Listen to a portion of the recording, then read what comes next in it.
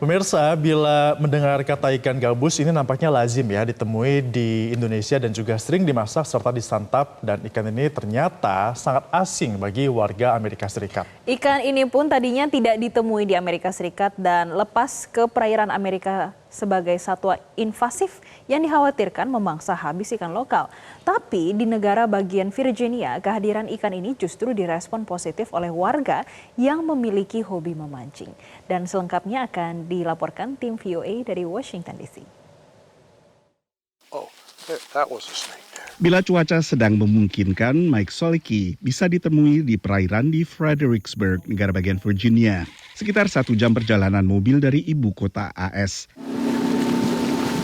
Ikan yang diburunya adalah satwa invasif yang dianggap ancaman bagi satwa lokal. For me, it's the best fish that ever hit the United States. I hope it winds up going in every body of water so everybody can enjoy it. Ikan yang dimaksud adalah ikan gabus yang pertama muncul di anak sungai Potomac sekitar 20 tahun lalu. Sejak itu, Mike rajin memancingnya. The water is very shallow, it gets very grassy, and that's their perfect habitat.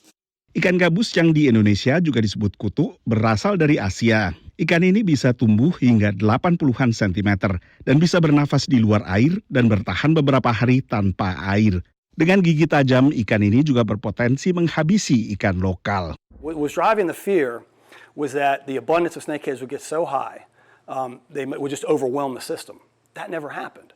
Ikan dan burung setempat akhirnya memangsa ikan gabus. Sementara ikan lebih kecil beradaptasi dan belajar untuk menghindari ikan ini. So the species they're eating the most of are not declining. So that, and again, if you look at the numbers of them out there, that would suggest they're not having an impact.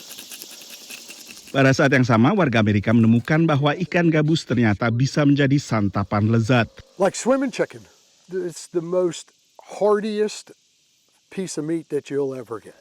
Meski dampaknya tak separah estimasi, peneliti tetap berhati-hati. They get in somewhere different, maybe where we have a threatened or endangered fish, where there's not as much diversity in the fish community.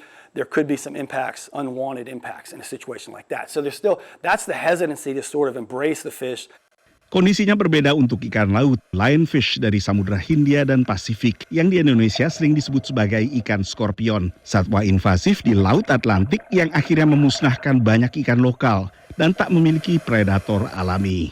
Sejumlah restoran dan supermarket di negara bagian Florida kini menjual daging ikan skorpion karena sebagai bagian dari strategi pemusnahan satwa invasif ini, warga dianjurkan untuk mengkonsumsinya. Strategi serupa juga diberlakukan di kawasan Barat Tengah Amerika Serikat atau Midwest terhadap ikan invasif lainnya, yaitu sejenis ikan mas Asian carp yang baru-baru ini diberi nama baru kopi, singkatan dari copious atau berlimpah, karena begitu berlimpahnya ikan ini sehingga mengancam fauna setempat.